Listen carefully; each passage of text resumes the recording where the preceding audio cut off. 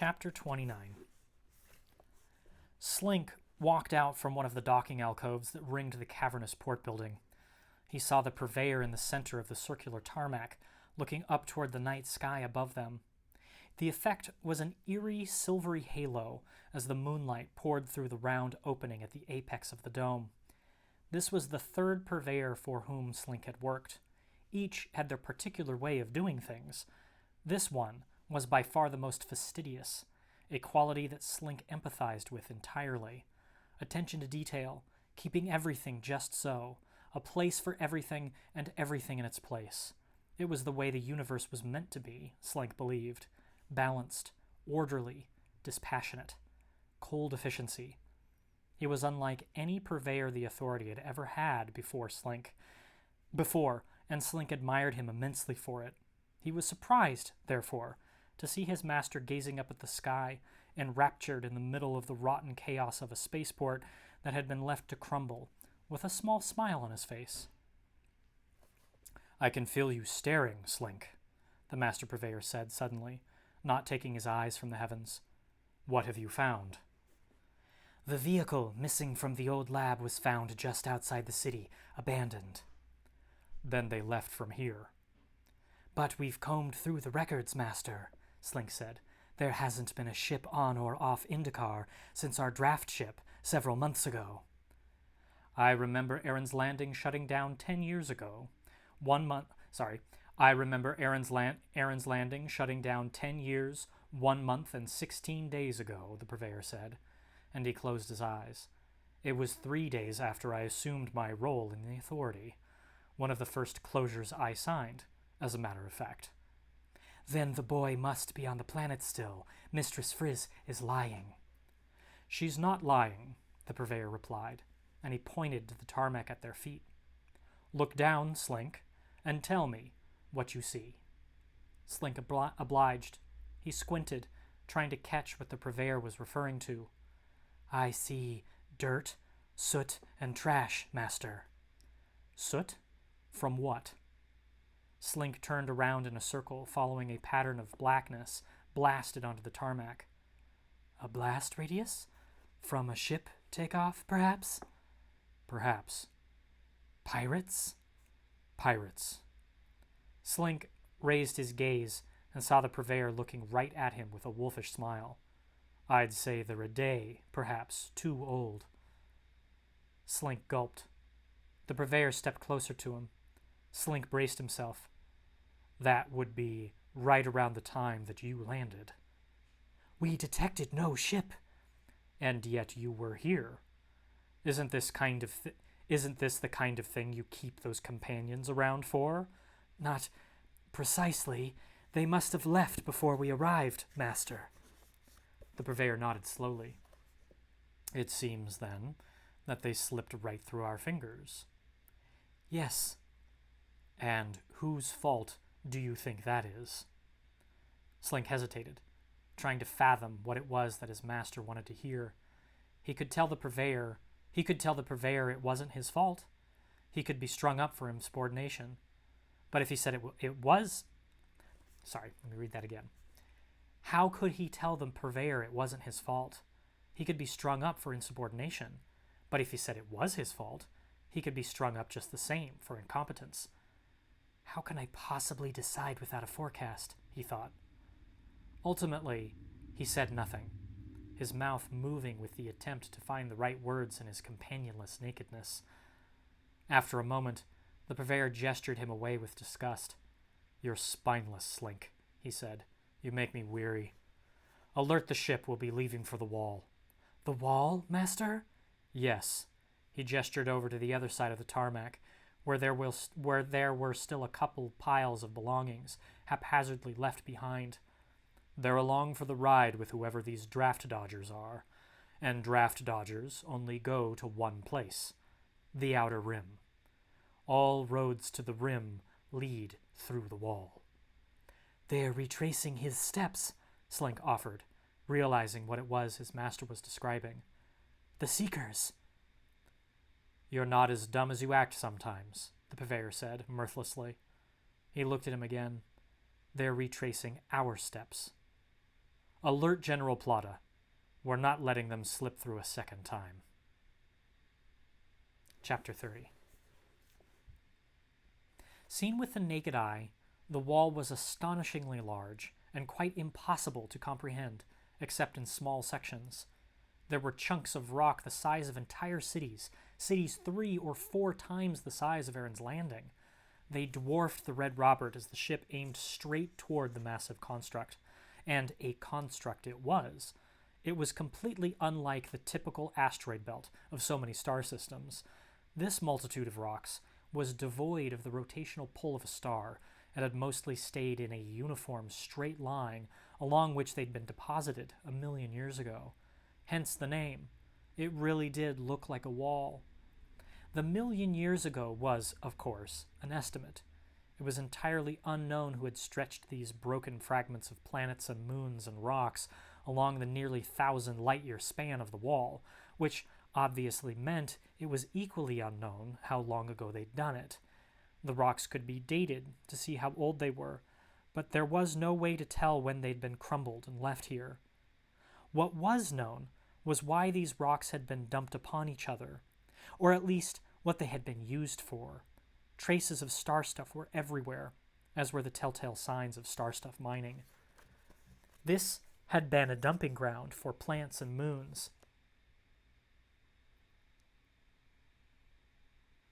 We may not be broadcasting anymore. I'm so sorry. If we're still going, let me check. It looks like we might have had a little power surge there, and I don't know if we're live anymore. Share that into my group, and let's get up.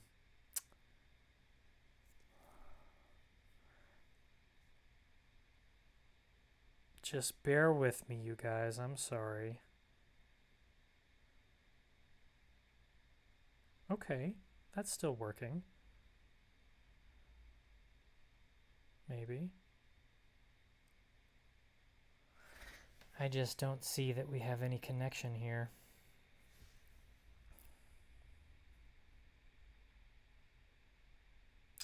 Yeah, okay. Well, we did. We lost our live connection. But if you're watching on YouTube, I'm going to go ahead and keep reading so that this file stays the same. Well, it says that I'm still live. Along the nearly 1,000 light-year span of the wall, which obviously meant it was. So sorry. Just trying to figure this out. Nope. Yep. Okay. So it did break out. Okay. What I'm going to do, you guys, I am going to back up and we're going to reread this chapter. Okay.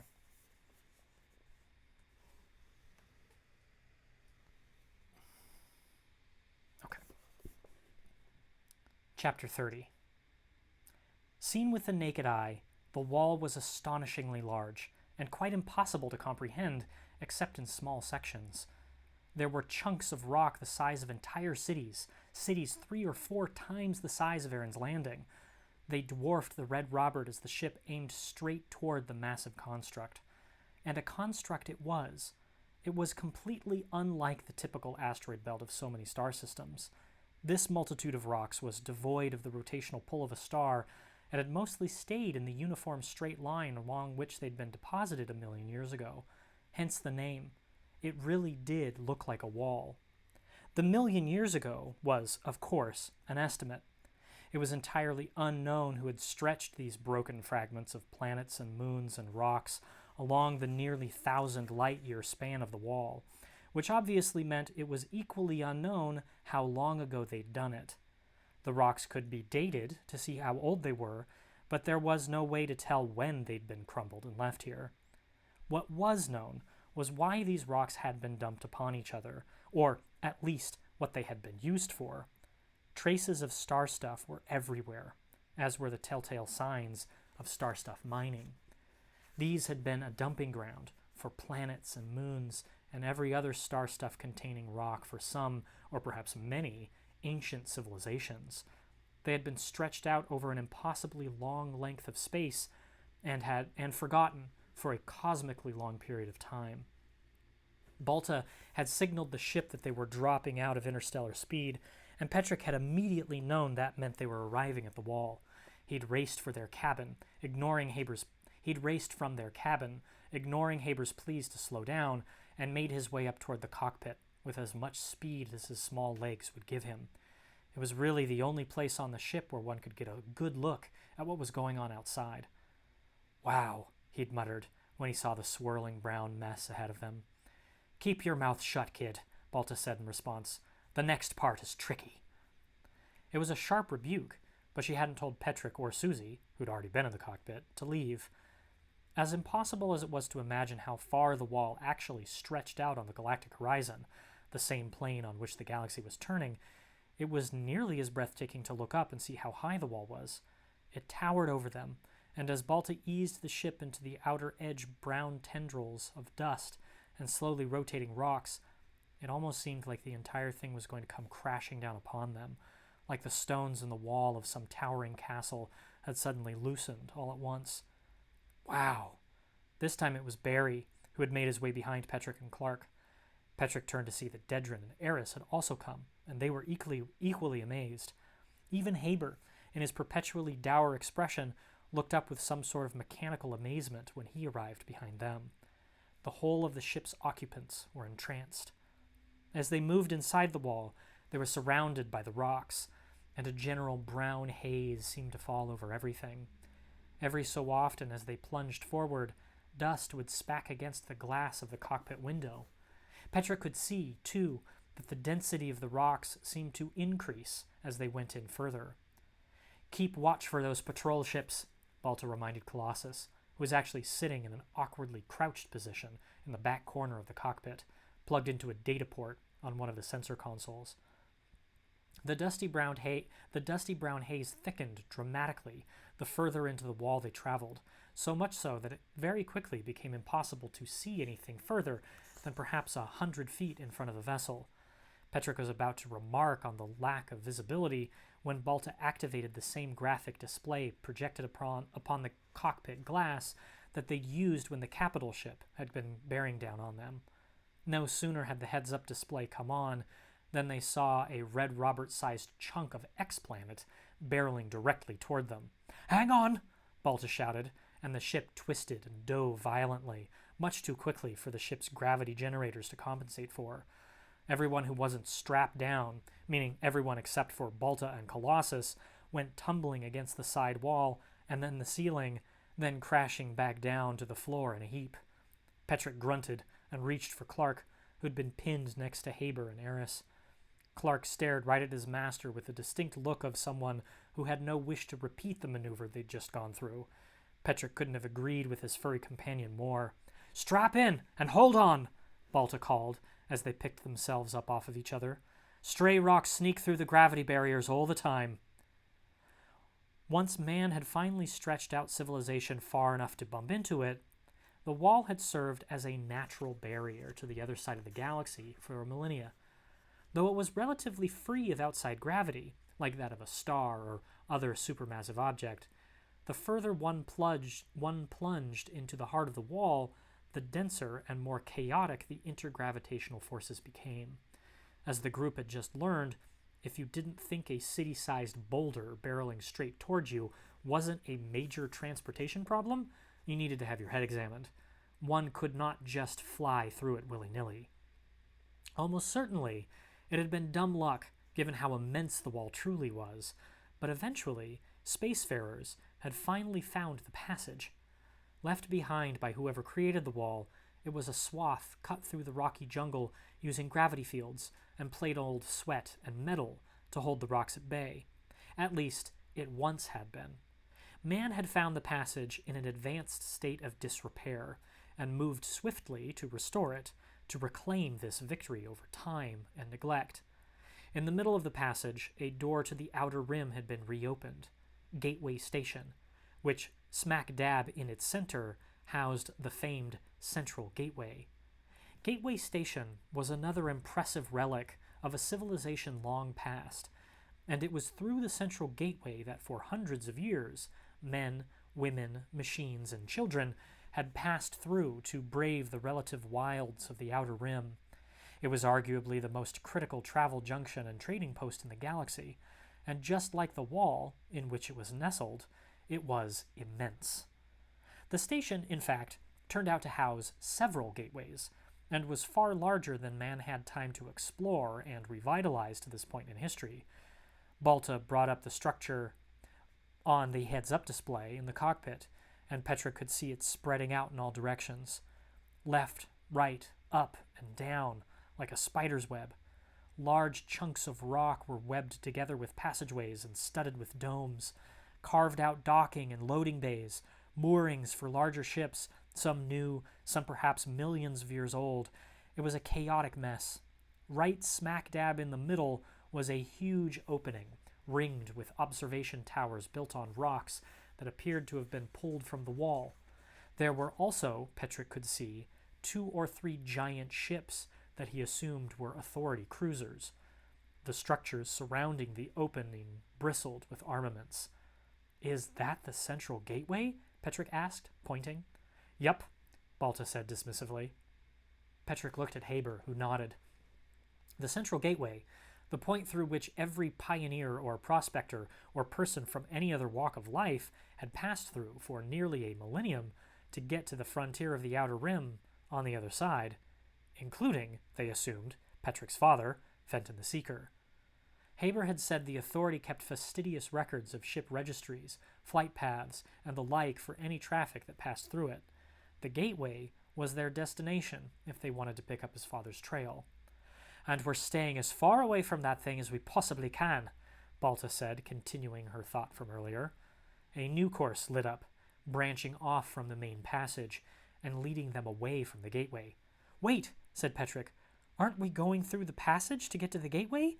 I thought we were going to Liberatia." "Kid, you think there's going to be a smuggling colony inside the largest Authority-controlled piece of real estate in French space?" Petrick suddenly felt foolish. Of course not. "That's Liberatia," she said, pointing to the very, very far end of the web of interconnected rocks, the very edges of the ancient spiderweb structure, on the far side of Gateway Station. Their course stretched out as a jagged orange line through the marked edge of the passage, through the uncontrolled mess of the wall beyond it, leading right to a small section that was lit up in bright blue, away from the central gateway. On that far side, there was no cleared out, safe corridor with gravity fields holding the wall at bay. Petrick looked again at Haber. That was a lot of rock to fly through. Balta cursed suddenly, and flicked a switch, and the lights in their cabin went out. The group could hear a winding down of various systems, including ventilation and thrusters. Only lights from the consoles and the quiet thrum of their engines told them that the ship was alive. Haber grunted curiously in Balta's direction.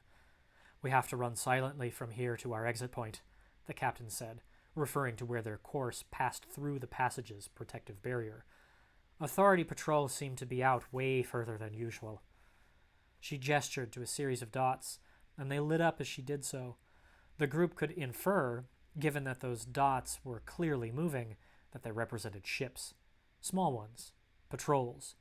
Indeed, each seemed to be moving in its own sweeping pattern, back and forth, along a different area of the passage's corridor. Why would they be patrolling the corridor leading to the gateway?" Dedrin asked astutely. "The Authority already has complete control of that part of the structure." "They're not protecting the station," Balta replied. "They're patrolling for ships trying to do exactly what we're going to do." She gestured to the orange line that she'd programmed in through the melee of rocks and dust, away from the passage. "It's a balancing act, sneaking as close as you can to the structure so you spend as little time as possible in the rocks outside the gravity barriers, but not by getting caught by the patrols." "We're going inside the rocks?" Barry asked, eyes growing wide. "Yup," Balta said, "as soon as we have a clear shot." The captain paused and studied the readouts in front of her very carefully. One of the patrol ship dots seemed to be moving toward them. As it got closer, It was clear that they were in its path. Balta cursed under her breath and punched several more controls on her console. The Red Robert went completely dark. Not even the consoles were on now, and the engines were quiet. They were hanging in space. The occasional thud of rocks against the cockpit window was the only sound, and Petrick realized they were all holding their breath. "Are they going to find us?" Barry whispered nervously. "Whispering will make no difference," Balta said. "It's a vacuum out there. They can't find us from talking. They're looking for propulsion trails." "And that's why you shut down the engines," Petrick filled in. "If you did it in time." Balta nodded. "That's the hope, kid. Like I said, they're way further out than normal. Just our luck." "Can we get away if they spot us?" Dedrin asked nervously. "Well, we can't go anywhere without our engines on," Balta replied, and she looked back at him and winked. "So we'd better hope they don't see us, hadn't we?" The offhand remark did nothing to ease the tension in the cockpit, either for Balta or for anyone else. They were all peering out the cockpit windows, trying to spot the patrol skiff they knew was out there somewhere. As it was, they could see nothing but dust and rocks, brown and murky, suspended above them, as if floating in a muddy pond that had no top or bottom. "I can't see anything," said Susie. "He's out there," Balta said. "What will they do if they find us?" Barry asked. Balta didn't answer. Dedrin answered instead. "It said they take most to the mines. Some they make work on the ships, and some, they say, disappear." "We're not going to be found," Balta said, gritting her teeth. "So pipe down." Just then, a beam of light suddenly appeared, cutting through the dusty brown space, searching. "They're looking for us," Susie said, whispering instinctively. "They know we're out here," Barry moaned. "They're searching visually," Balta said, also lowering her voice out of reflex. "That's bad, and good. Bad because it means we must have blipped on their sensors when we came in.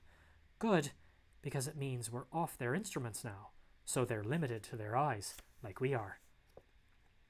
"They're quite close," Haber piped, also sounding worried. The searchlight was slowly moving back and forth, back and forth. The patrol ship knew something was out there hiding. But it was also clear that Balta was right. They didn't know precisely where. The searchlight passed over the cockpit, and everyone inside froze. Petrick was sure that they were toast, just like when they'd been sneaking onto the Red Robert. But, just like that moment on the gangplank, with their would-be captor squinting across the space to try to see them, the gaze lingered for a moment and then moved on with its search. Everyone in the cabin breathed a huge sigh of release. "You see?" Balta said, slapping Colossus on one of his giant metal legs. "Told you they wouldn't find us." It was easy to gain bravado now that the searchlight was sweeping ever further away from them, but he had seen Balta's knuckles go white when the light had shone in her face. She'd been just as worried as the rest of them. Now, it was a matter of how far away to let the patrol ship get before firing the engines up again. "We'll have to eyeball it," Balta said, mostly to herself.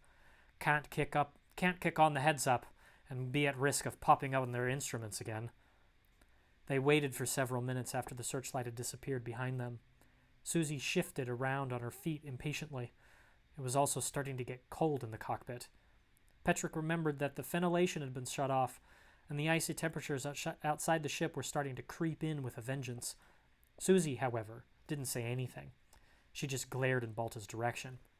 She locked eyes with her for a moment, then turned back to her console with a smirk. "Okay, Colossus," she said. "Light her up."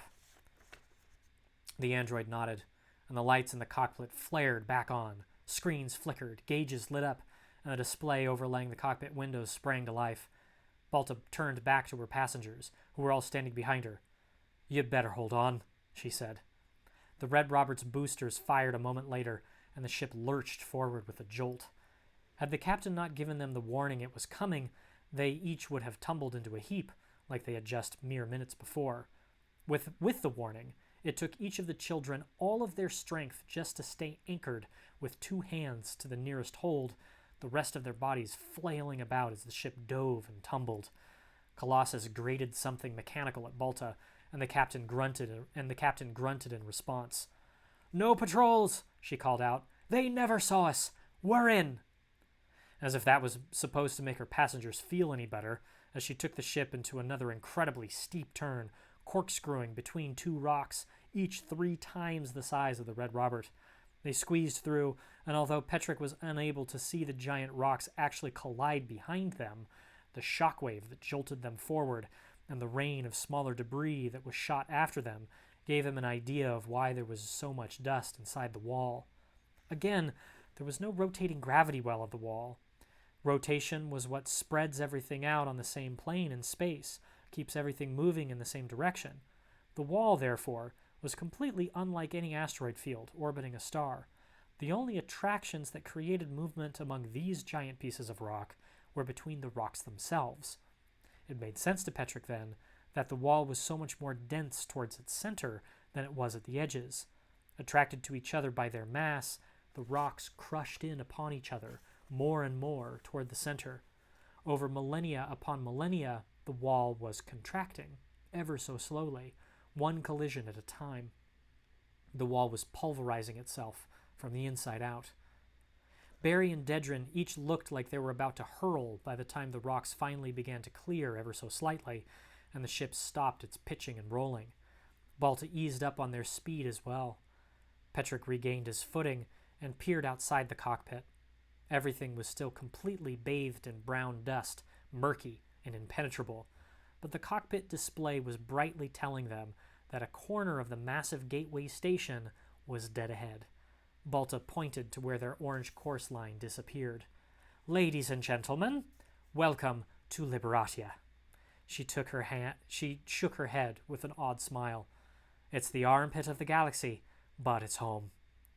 "I thought you said that this station was under Authority control," Petrick said. "Well, sure," she said, "the portion of it surrounding the central gateway, but these far-edge sections haven't been used regularly for almost 200 years.